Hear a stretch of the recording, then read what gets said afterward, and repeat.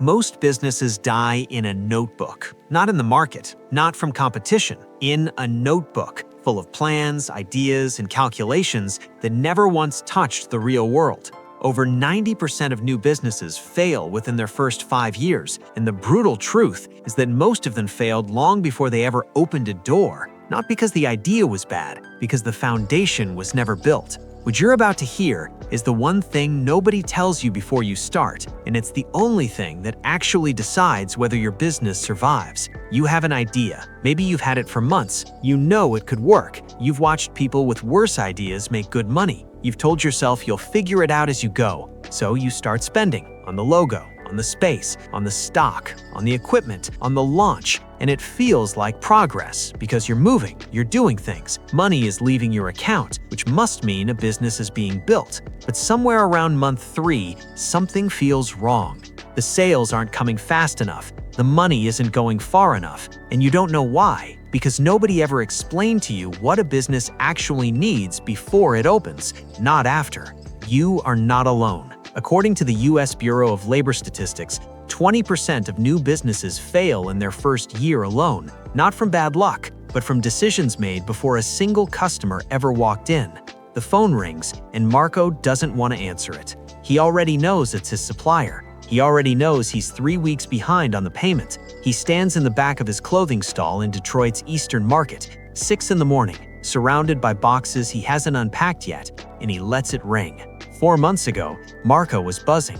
He'd saved $8,000 working double shifts at a logistics warehouse for 2 years straight. He had a plan, a real one, a stall selling streetwear he'd sourced direct from smaller designers, stuff you couldn't find in the mall. His friends thought he was insane. His mom thought he was throwing away good money. Marco thought they just didn't see it yet. He spent 3 weeks choosing the right sign, 2 weeks finding the right rails and display stands. He paid someone to build a website.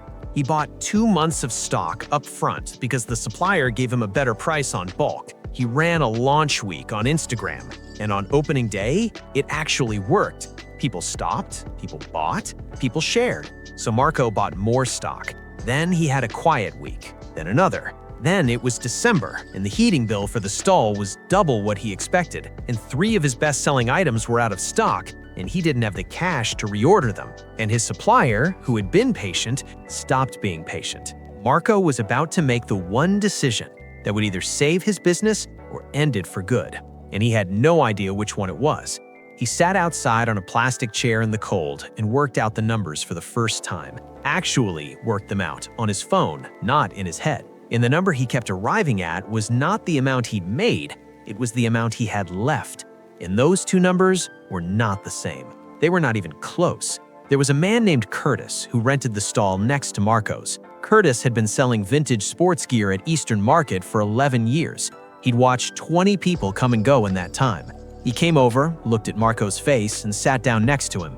He didn't say, "You should have saved more money." He didn't say, "You spent too much on the sign." He just asked one question. Before you opened, how many months could this business survive if it made 0 sales? Marco didn't answer because he'd never asked himself that question, and neither of you. Curtis called it a runway, like a plane that needs distance before it can lift into the sky. Every business needs a runway, a period of time where it can operate, make mistakes, adjust, and survive before it becomes truly profitable. Without a runway, you're not launching a business, you're gambling one. Marco's runway, it turned out, was about 6 weeks. He'd spent everything on the launch and the look and the first wave of stock. He had no buffer, no reserve, no room to breathe. He was flying a plane that needed 400 meters of runway and had been given 40. Here's the thing about a runway that Curtis explained in a way Marco never forgot. It's not savings sitting in a bank doing nothing. It's oxygen. You don't notice oxygen until it's gone, and then nothing else matters. Marco went home that night and rebuilt the whole plan. Not the exciting part, not the designs and the branding and the launch strategy. The boring part. What are the fixed costs every single month? What's the minimum he needs to sell just to cover them? How many months of that minimum does he need to hold in cash before he touches a penny of profit? He came back 6 months later. He'd renegotiated with his supplier. He'd cut his stock purchases to only what was already selling. He'd moved into a smaller space at $40 less a month. He'd built 3 months of runway, enough to weather a slow season, a bad week, an unexpected bill. In his first year, he had cleared $4,000 in profit. Not a fortune, but enough to build on, enough to breathe. He still has Curtis's number in his phone, under the name The Man Who Asked the Right Question. Maybe that story felt uncomfortably familiar. Maybe you recognize the excitement of the launch and the silence that came after.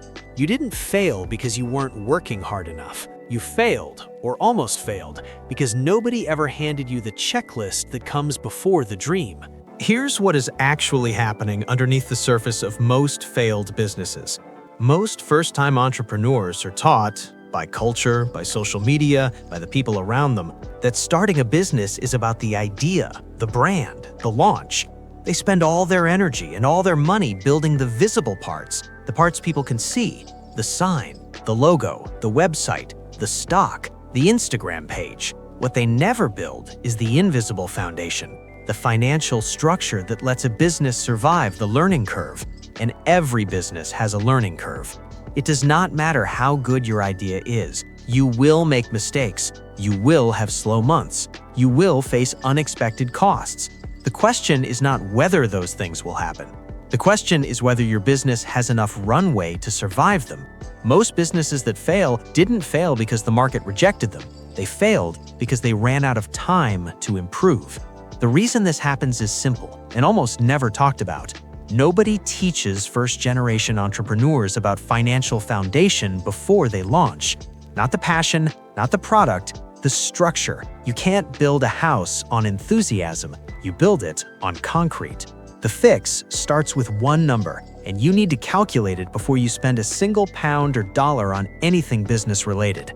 That number is your monthly burn rate, the total cost of keeping your business alive for 1 month, even if it makes 0 sales. Add your rent, your utilities, your insurance, your minimum stock reorder, your travel, your phone plan, your website subscription, everything. That number is what it costs to stay in business for 30 days. Write it down. That is your oxygen requirement. Then ask yourself the question Curtis asked Marco. How many months of that number can you cover right now? If the answer is less than 3 months, you are not ready to launch. You are not being pessimistic. You are being a founder. 3 months is the minimum runway. 6 months is comfortable. 12 months is rare and powerful. McDonald's, before it became McDonald's, ran for years on the thinnest margins imaginable because Ray Kroc understood that staying alive long enough to improve was the only strategy. Every business in its early stages is the same. The ones that survive aren't always the best ones. They're the ones that had enough runway to become the best. Research from CB Insights found that 38% of businesses that fail cite running out of cash as the primary cause. Not the idea, not the competition, not the market. The cash, the runway. Once you know your monthly burn rate and have your minimum 3 months of runway in place, you can plan your launch from a position of stability, not fear. And that changes everything. The decisions you make, the risks you take, the pace at which you move. Just like Marco, the moment you know exactly how long you can survive, you stop panicking and start building. The hardest thing about being a first-generation entrepreneur is that you were solving 2 problems at once. You were learning how to run a business, and you were doing it without the safety net that inherited wealth, established networks, or a business-educated family provides. Nobody handed you the rule book. You were writing it in real time with real consequences, often alone. That is not a disadvantage. That is a kind of courage most people will never understand. But courage without structure is just exposure. The world will not slow down because you were figuring it out. The market does not make exceptions for good intentions or hard work. The only protection you have, the only one that is entirely within your control before you open a single door, is the financial foundation you build before anyone else can see it. Businesses don't fail because people didn't care enough. They fail because nobody taught them that the dream needs a foundation before it needs a name. Before you close this video, there is one number you need to calculate tonight. Tonight, open your phone, open the Notes app, and write down every single cost your business would have in 1 month. Rent, supplies, transport, everything. Add them up. That is your burn rate.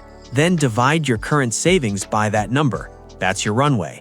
If it's less than 3, you have something important to work on before you spend another dollar on the visible stuff. Next time, we're going to talk about something directly connected to this: why your business can be making sales every week and still be slowly going broke. It's called cash flow, and not understanding it is the silent mistake that destroys businesses that looked like they were winning. You found this channel for a reason. Whatever stage you're at, starting, struggling, or just trying to understand why it's harder than it looked, you belong here. This is the conversation nobody had with us growing up. Let's have it now.